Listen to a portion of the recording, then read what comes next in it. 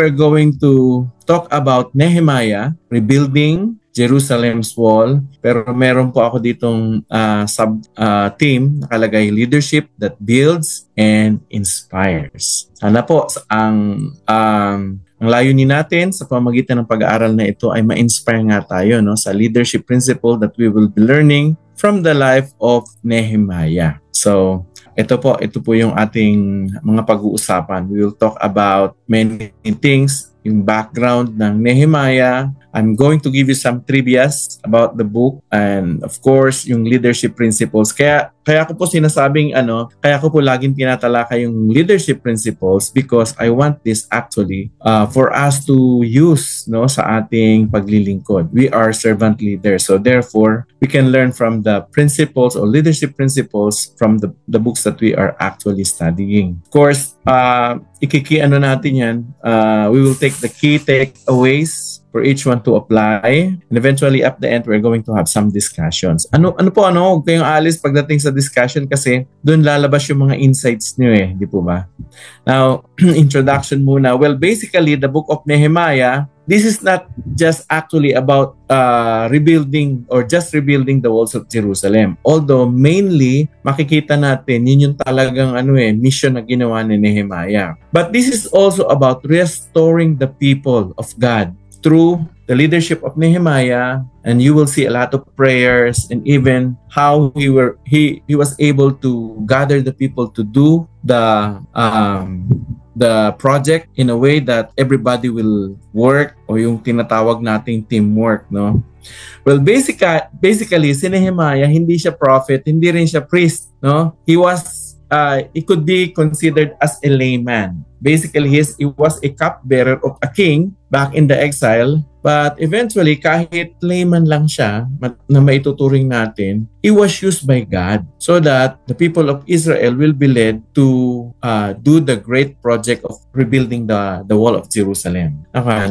Now, we are going to look at Nehemiah as our model as we prayerfully, with visionary mindset and serving in the ministry with the heart, just like him, we will look at him as our model. So marami po tayong mga leadership principles na matututunan dito. Okay? So simulan natin, background muna. Traditionally, the book of Nehemiah is being known as the book that were written basically by Nehemiah. But eventually, in the later studies, it looks like the book of Nehemiah were written not only by Nehemiah but with Ezra also. In fact, sa Jew, sa Bible ng mga Hudyo, the book of Nehemiah and Ezra were actually considered as one book. So ang date din nito ay 445 to 432 BC during the Persian rule, as the Israelites were coming back to Jerusalem. So ang setting nito, yung Jerusalem, ang wall niya broken down. And it's very, very important for the people of Israel to rebuild the wall because it means security. Kapag ang syudad ay merong pader, secured sila sa mga kaaway na maaring lumusob sa kanila ng mga oras. So yun ang condition. Because of the Babylonians' destruction during the siege, they left Jerusalem's wall broken. And as Nehemiah was coming back, this was actually his mission to rebuild the wall, and not only that also, but to encourage the vulnerable people who were living at that time. So ang mission ni Nehemiah, he was actually burdened to rebuild the wall of Jerusalem and of course restore the people. Parang picture to ng as they were rebuilding actually the wall, they were also rebuilding or restoring God's people back to God. Now, magbabasa lang ako ng ilang mga talata para at least may feel kayo. Pero ang suggestion ko sa inyo is that you read through it or listen to a audio Bible. Nehemiah chapter 1 verse 1, dito nagsisimula. The words of Nehemiah, son of Hakaliah, in the month of Kislev in the 28th year, while I was in the citadel of Susa, Hanani, one of my brothers, came from Judah with some other men, and I questioned them about the Jewish remnant that had survived the exile and also about Jerusalem. So basically, ang setting nito, si Nehemiah was in exile at merong mga nauna na mga Hudyo na bumalik doon. Remember sa Book of Ezra, di ba may dalawang grupo na kung saan nakarating na doon. Now merong bumalik, coming back to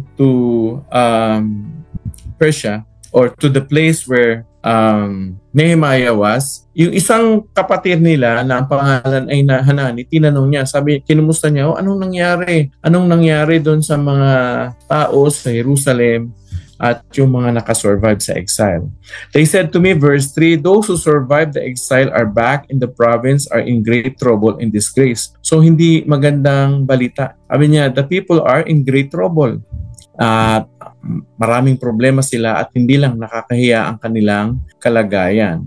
At sinunod niya, sabi, the wall of Jerusalem is broken down and its gates have been burned with fire. When I hear these things, I sat down and wept. So anong nabalitaan ni Nehemiah? Hindi maayos ang kalagayan ng mga tao sa Jerusalem. Sira ang pader at sunog ang gates, no?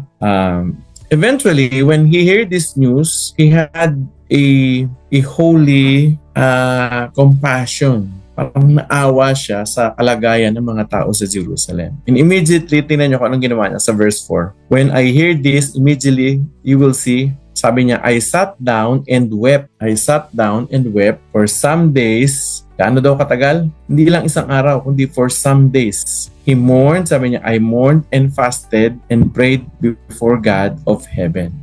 Immediately, when Nehemiah learned that the condition of the people in Jerusalem were not so good, they were in trouble, they were disgraced, immediately he sat down, he wept, he mourned, and he fasted, praying to God in heaven. So makikita nyo agad doon, may ibang klaseng puso itong leader na ito. Itong leader na ito, merong kakaiba sa kanya. He was able to discern what's the need, and he knows actually where to go in times of trouble and need. Okay?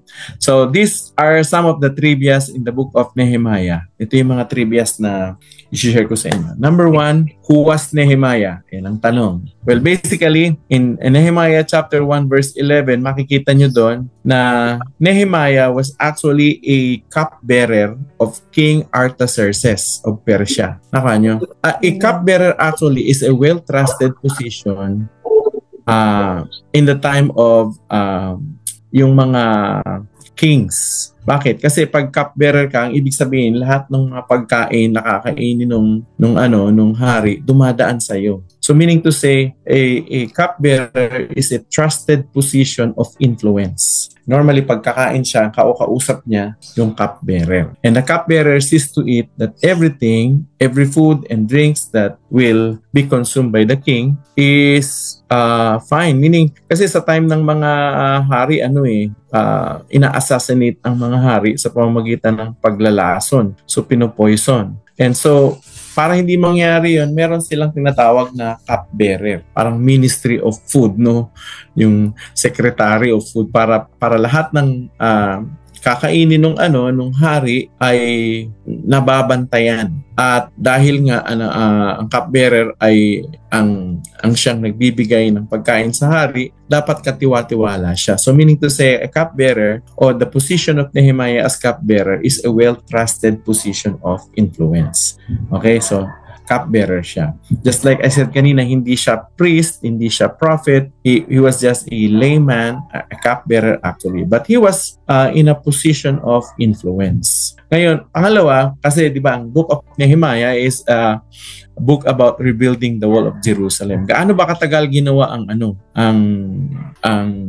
wall? Well, only 52 days. Nehemiah were able to accomplish the whole wall of Jerusalem in just 52 days. Grabe, malaki yun, no? Ibig sabihin 52 days. Parang kulang-kulang 2 buwan. Nagawa niya yun. Kakaiba yung leadership niya, strategy. Siguro kung sa ating ngayon dito, Baka yung mga contractor, baka hindi lang 2 buwan, baka abutin pa ng taon. Pero Nehemiah were able to lead the people to do that in just 42 days. That was an accomplishment actually. Okay? Well, ito yung mga chapter that proves or supports those claims, no? Nehemiah chapter 1 verse 11, sabi rito, Lord, let your ear be attentive to the prayer of this your servant and to the prayer of your servants who delight in revering your name. Give your servant success today by granting him favor in the presence of this man. This was actually the time where Nehemiah is going to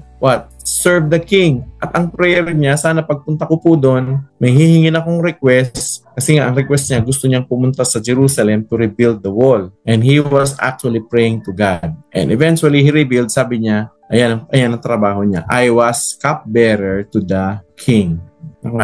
It's very notable that whenever Nehemiah knows something bad, the first thing that he does is pray. And before he goes to the king to ask for some request, anong ginawa niya ulit? Nag-pray siya ulit. Sana yun din ang gawin natin. Bago tayo gumawa ng mga malalaking bagay, unahin muna natin talaga yung panalangin. Sapagkat sa panalangin ay meron talagang kapangyarihan. Another verse, Nehemiah 6:15 to 16, dito naman pinapakita na 52 weeks. Sabi rito, verse 15, so the wall was completed in 25th of Elul in 52 days. 52 days lang nila nagawa yung galing, mahusay itong si Nehemiah. When all our enemies heard about this, all the surrounding nations were afraid and lost their self-confidence because they realized that this work had been done with the help of God. So, makikita nyo rito yung reason bakit nagawa nila in just 52 days. Well, ni-reveal din ni Nehemiah kung ano yung sikreto. And what was the secret? They have done this with the help of God. Nakuha nyo?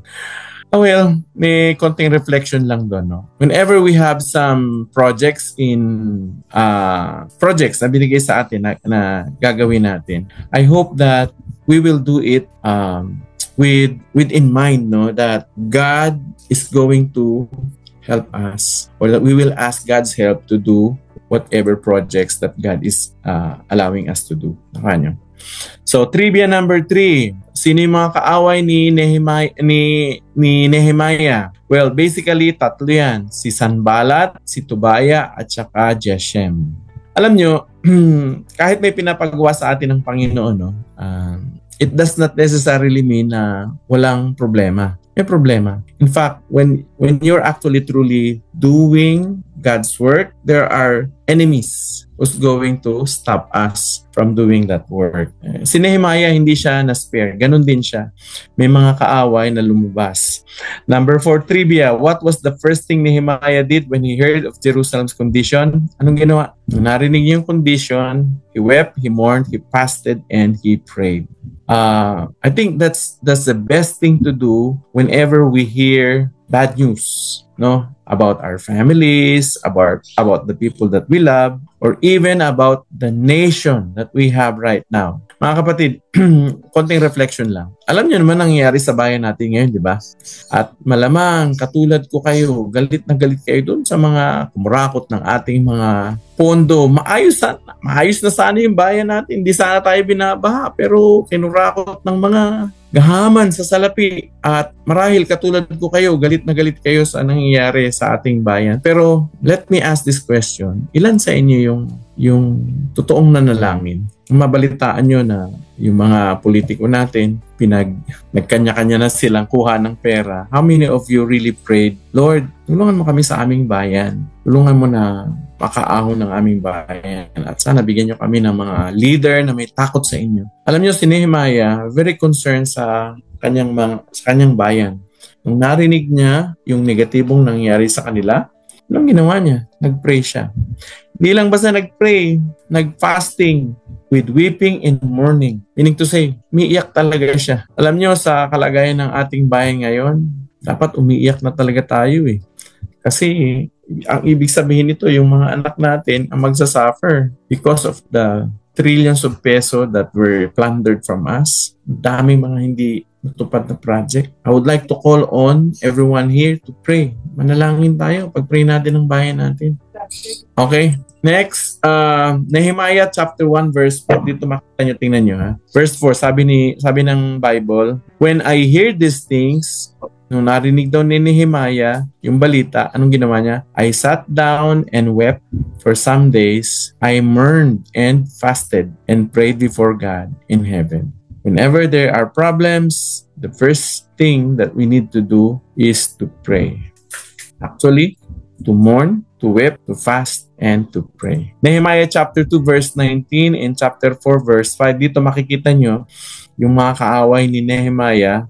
Verse 19, but when Sanballat, the Horonite, Tobiah, the Ammonite official, and Geshem, the Arab, heard about this, ano yung narinig nila? The people of Israel were actually starting to build the wall.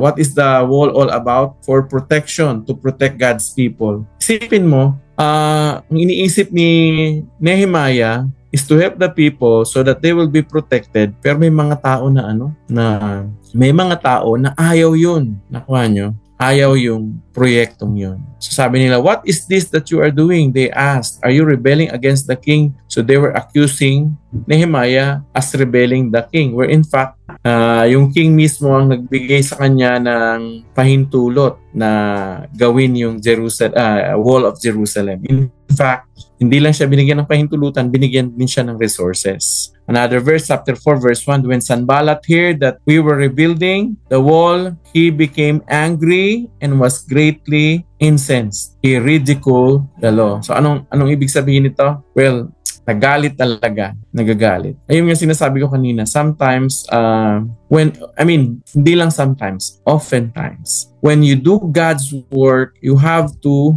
expect opposition. Kasi ang demonyo, ayaw niya naman talaga na gawin natin yung pinagagawa ng Panginoon. And so therefore, magpapadala siya ng mga kaaway. So, okay magtaka, no? Kung ang ginagawa nyo, in fact, kung ang ginagawa nyo talaga tama, expect nyo may opposition. Kasi kapag ang ginagawa nyo ay, halimbawa may ginagawa kayo, tapos iniisip nyo tama, tapos walang opposition, I doubt it. Because the devil, Satan, is always opposed to the work of God.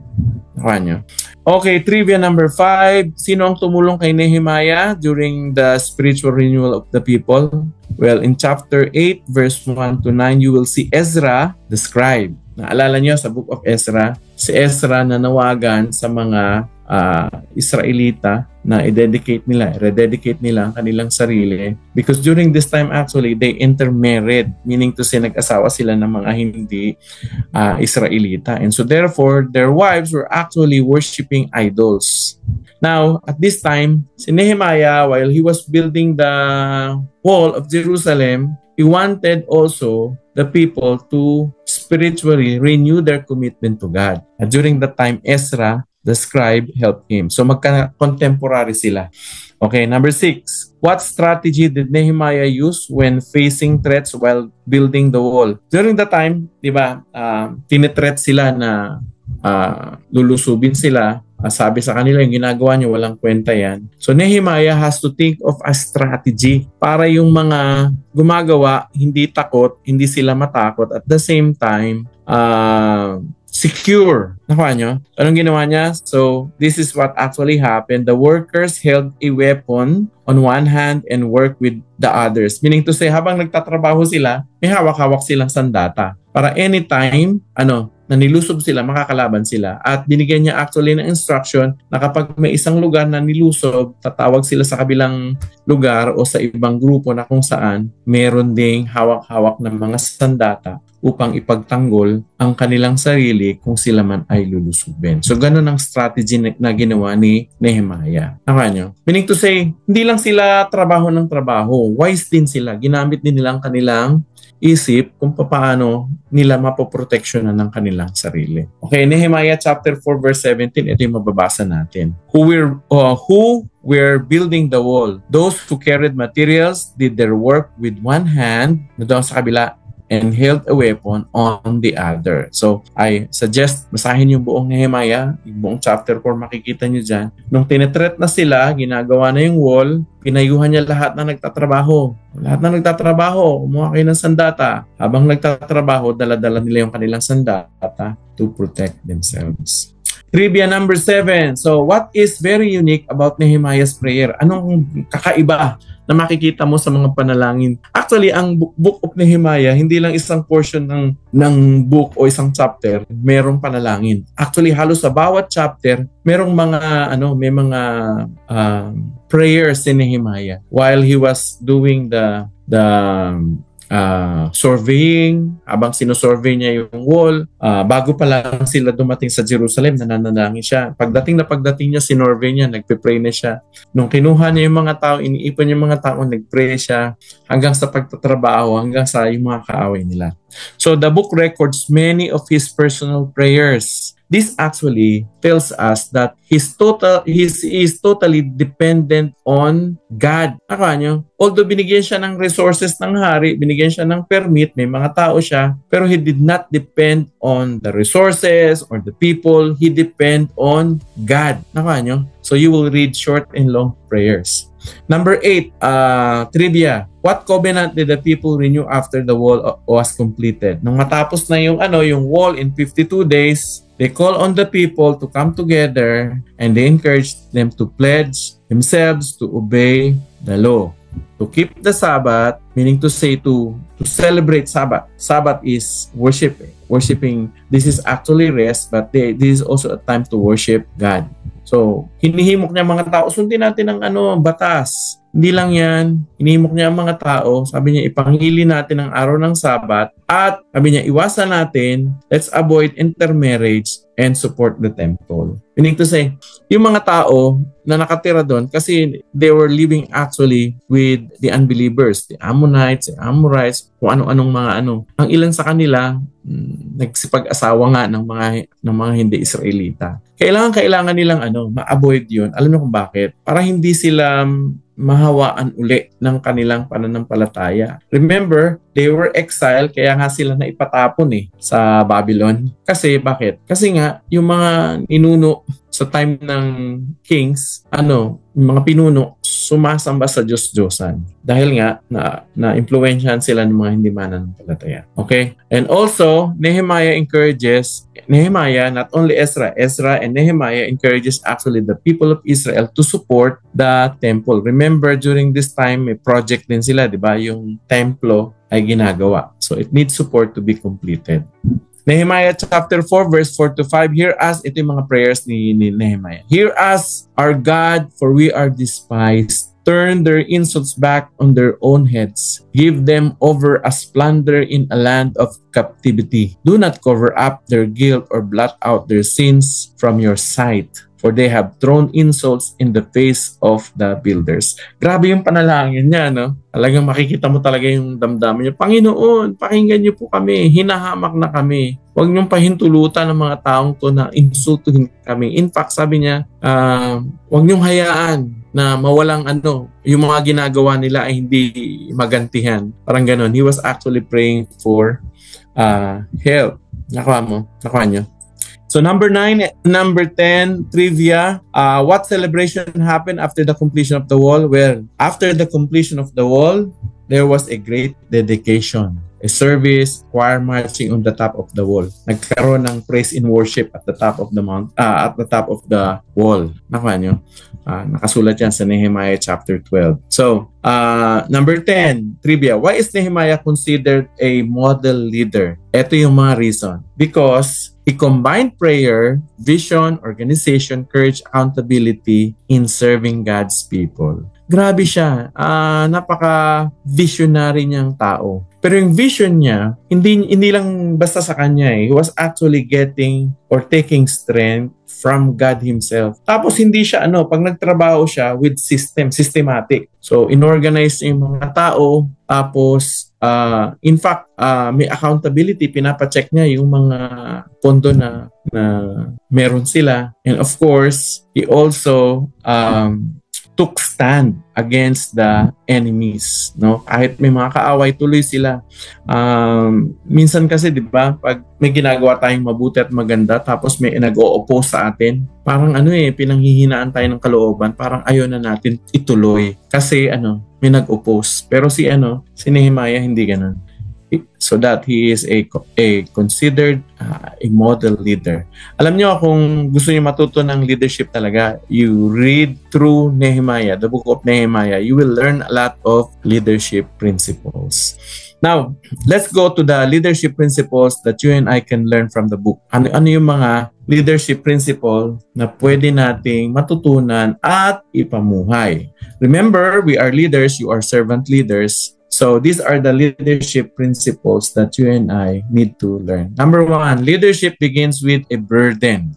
Ano ibig sabihin nun? Si Nehemiah, before he took the position of leadership in Jerusalem, building the wall, ang unang-unang ginawa niya actually, he wept and prayed, right? Nehemiah wept and prayed when he heard of Jerusalem's condition. Bakit ganun? Bakit siya umiyak at nanalangin? Kasi grabe yung burden niya. So true leaders actually feel the need deeply before they act. Yung mga totoong leader, nararamdaman nila yung kalagayan.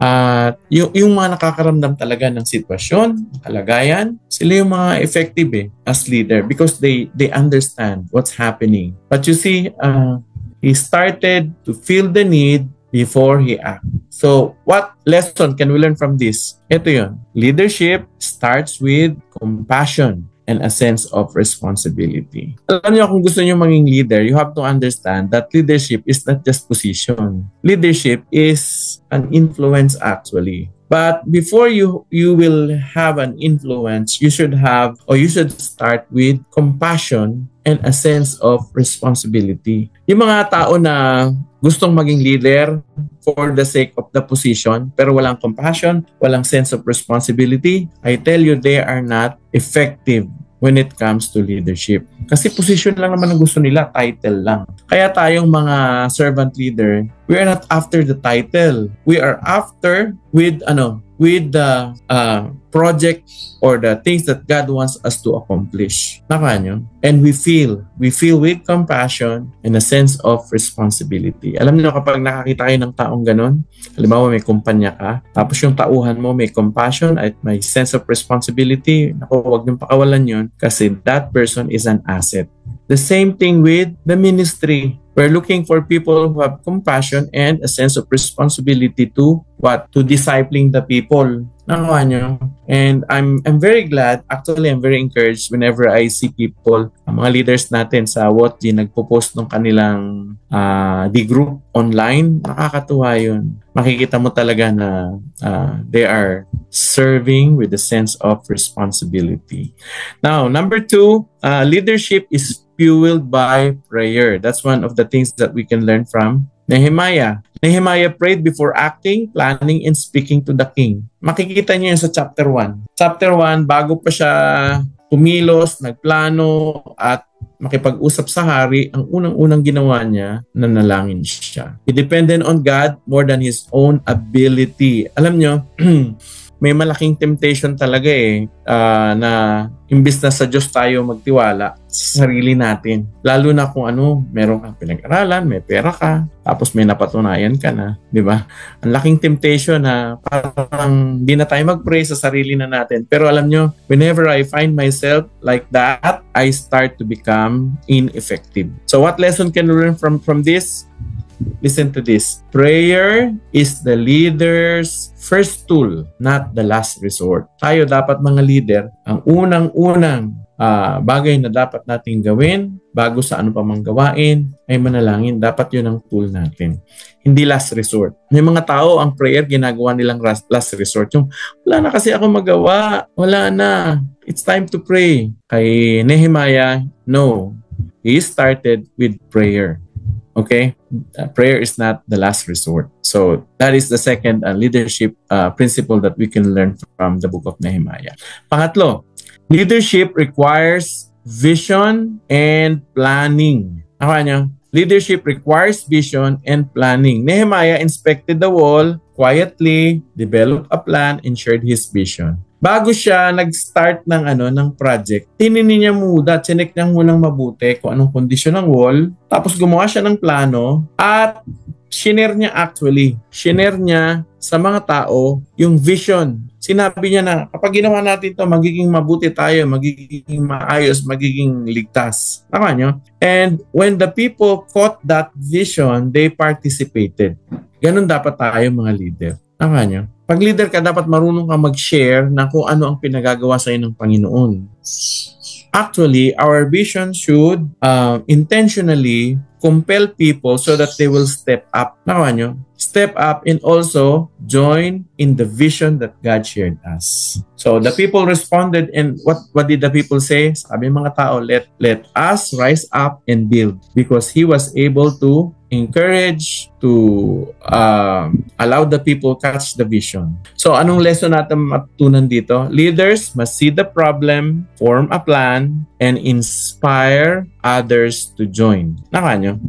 Kailangan marunong tayo mga leader, marunong tayo mag-inspire ng ibang tao so that they will join us in the vision that God gave us. So dapat makita natin yung problema. Pero hindi lang problema, kundi hanapan natin ng solusyon. Magplano tayo at humanap tayo ng mga tao na makakatulong sa atin. And how do you do that? You inspire people. How do you inspire people?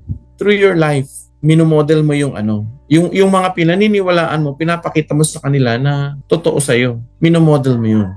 Halimbawa, if you want to inspire somebody to pray, so you model prayer. If you want to inspire somebody to read the Bible, so you model reading the Bible. If you want to inspire somebody to lead a small group, so you model it. Meaning to say, through modeling, the people will be able to see that we are true to what we are saying. So, by the way, leadership is influence. So, you should be able to influence others. So, how do you do that? Share the vision, share the plan, and inspire others. Now, another leadership principle that we can learn from this is this: leadership faces opposition with courage. Or I should say, leaders, when there is opposition, they face it with courage. Nakita niyo naman, di ba, may kaaway siya, si Sanballat, si Tobia. Ang ginawa actually ng dalawang to, unang-una, linait-lait sila. Sabi, yung mga tinatayo nyo naman yan, di matitibay yan, walang kwenta yan. And eventually, nung nakikita lang nakakatayo na, hindi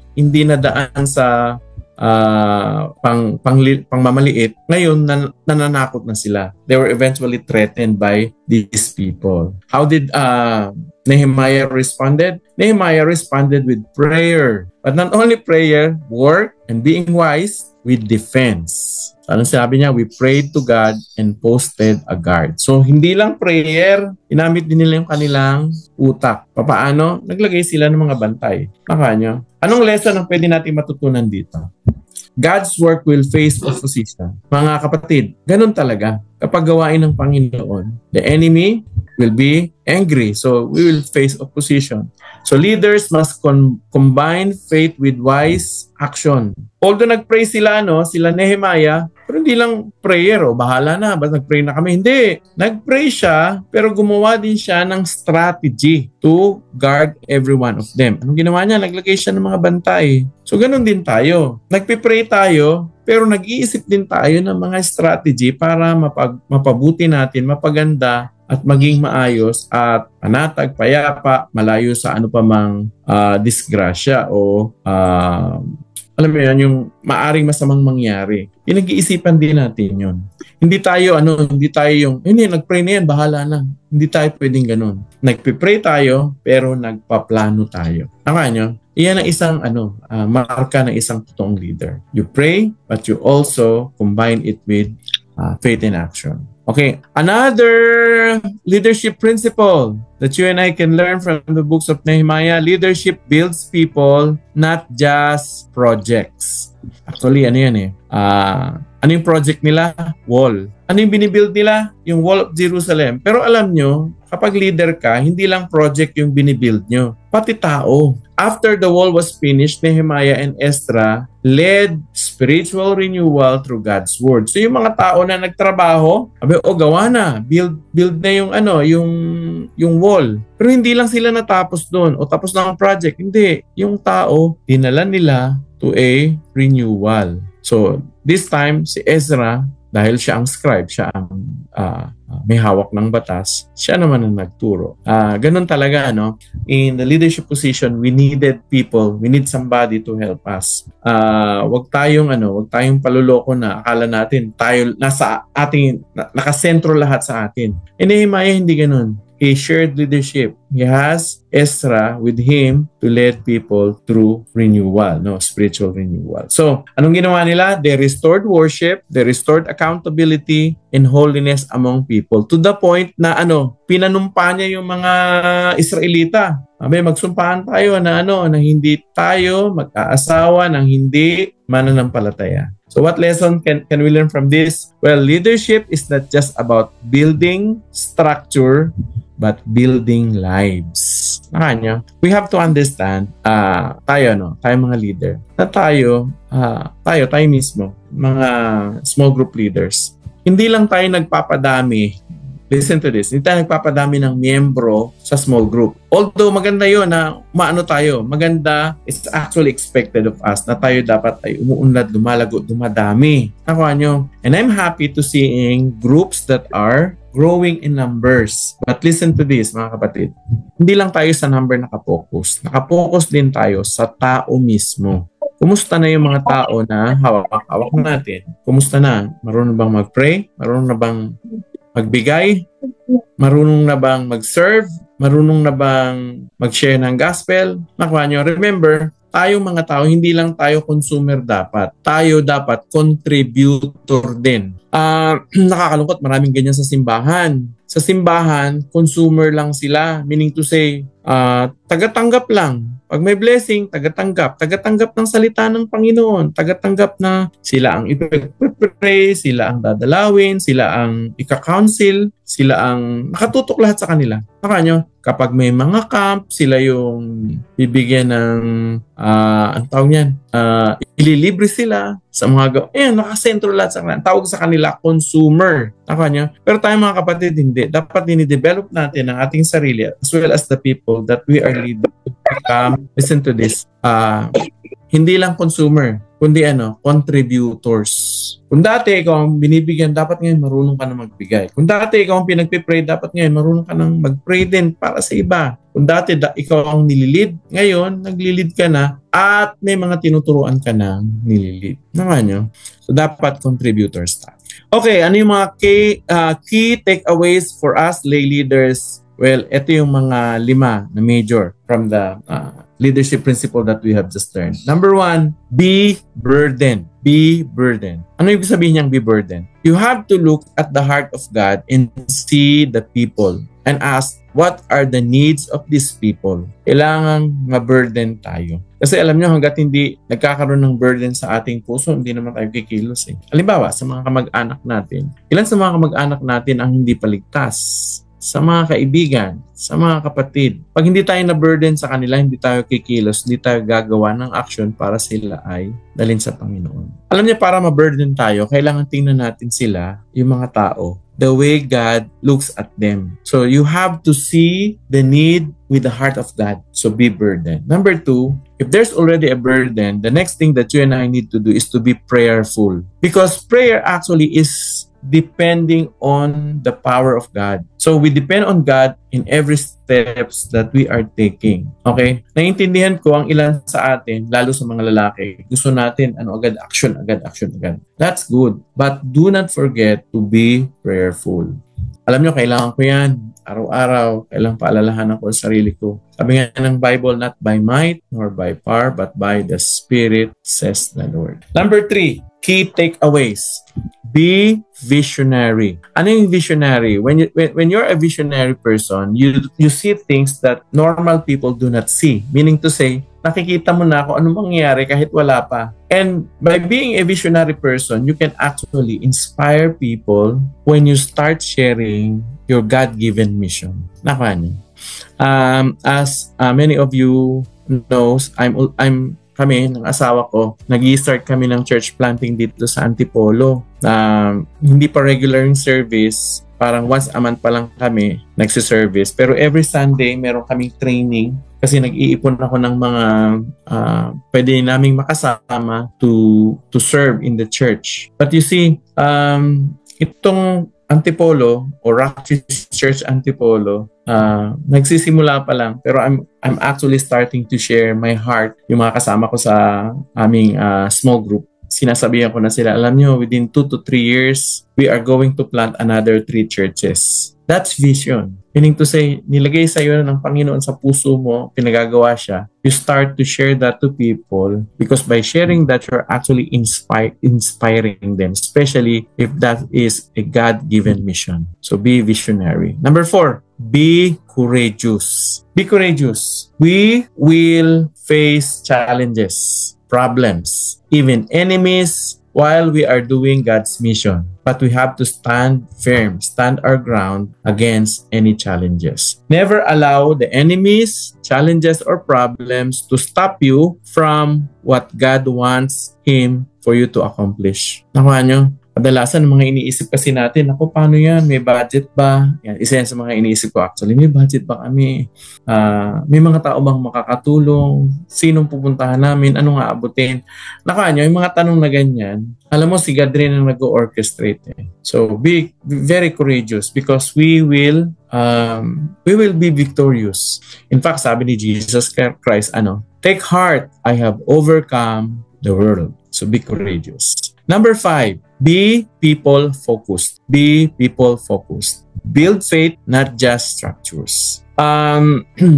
Dapat nating maintindihan na mas higit sa lahat, ang pinakamahalaga tao. Mahalaga rin yung event, mahalaga yung program, mahalaga yung materials, mahalaga yung mga yun. Pero alam nyo, ang pinakamahalaga yung tao, yung kalagayan ng tao. So, let's put that in our mind. We have to build people. Tama nyo? We have to build faith in them, not just structure. When we are doing that, we are actually being a servant leader. No, servant leaders are leaders. They are not after position. They are not after whatever. They are after people that they can serve because they know that God called them to serve. Naka. So ayan mga key takeaways natin from the book of Nehemiah. Now, paano natin i-applyan sa buhay natin? Anong applications naman natin from the book of Nehemiah? 3 bagay lang. Ang unang tanong ko sa inyo ito, where do you see broken walls in your community, church, or family? Ano ibig sabihin nun? Sa inyong komunidad, sa inyong church, sa inyong pamilya, ano ba yung need? Ano ba yung mga broken walls na dapat ayusin? Paano? You have to have a burden to fixing those walls. Sa community, sa church, sa family. Kung ano yun, ano yung broken walls na yun, most likely, if God allows you to see those broken walls, meaning to say, yung mga need, most likely, God is calling you to serve in that area. Paano? Halimbawa, sa area nyo, ay kailangan ng kailangan ng mga kabataan na madala sa Panginoon. Ikaw ang nakakita nun. Most likely, baka ikaw ang gamitin ng Panginoon. Alam nyo, sa ngayon, ako at ang asawa ko, every Tuesday and Thursday, nagtuturo kami ng pre-marriage counseling o yung seminar sa City Hall ng Antipolo. Isang nakita ko ngayon, yung need talaga ng mga kalalakihan, katatayan na matuto sila na maging tatay o father sa kanilang mga anak. Kasi ang daming consequences kapag ang mga bata lumaki na fatherless. Siguro one time I'm going to discuss that the consequences of fatherlessness in the society actually. Siguro i-share ko yan sa inyo one time pag natapos tayo dito sa Old Testament natin. So yun, tingnan nyo, ano yung mga broken walls sa community nyo? Ano yung mga pwede nyo itulong o gawin? Nakuha nyo? So start applying the principles that you've learned in those areas. Pangalawang tanong, how can you, like Nehemiah, respond with prayer, vision, and action? So nakita mo yung need sa community, sa church, or sa family mo. Paano ka ngayon tutugon sa panalangin? Diba? Start praying for them. Start looking for a brighter tomorrow for them. And start planning action. Like halimbawa, sample lang, nakita mo na, meron pa akong kapatid o kamag-anak o mahal sa buhay na wala pa sa Panginoon. So, i-envision mo na, vision ko, gusto ko siya makasama sa Panginoon. So, anong action? You start sharing the gospel, inviting them to church, o kaya sa mga seminars and retreats. Or you send our lessons every Sunday. Sendan mo sila ng what G preaching, di ba? So by that actions, you are actually starting to what? To do something about it. Pag-pray, no? Pag-pray natin sila. Start with a prayer. Okay. Number 3, are you building people's faith, not just program? Kumusta yung ginagawa nyo? Kayo ba ay nagbi-build ng tao o ng programa lang? Sa inyong small group, are you really building faith, not just program? So I hope those questions will compel you to do an action to become just like Nehemiah. There was a problem, but he prayed to the Lord. He had that compassion, but he also had a plan and started personally to be engaged in the work. Nakuha nyo? In-engage siya talaga yung sarili niya dun sa mission na pinapagawa sa kanya ng Panginoon. So those are the personal application. Now, I want you to discuss these 3 questions. 3 lang po ito. What burden has God placed in your heart for your ministry or community? Number 2, how can prayer become more central in your leadership decisions? And number 3, what kind of opposition do you face in the ministry? I want you to share there are oppositions or there are problems in your ministry right now, or in your life right now. I-share nyo sa group. And before ending the group discussion, I would like to encourage everyone to pray for one another, especially those who are facing opposition. So, and let's find out how can we overcome those opposition God's way. Okay? Diyan tayo natatapos sa Book of Nehemiah. Thank you so much. This is ang ilan sa inyo na-add na ako sa sa Facebook. Yung iba po, if you want to contact me, like nyo lang po ako, then you can message me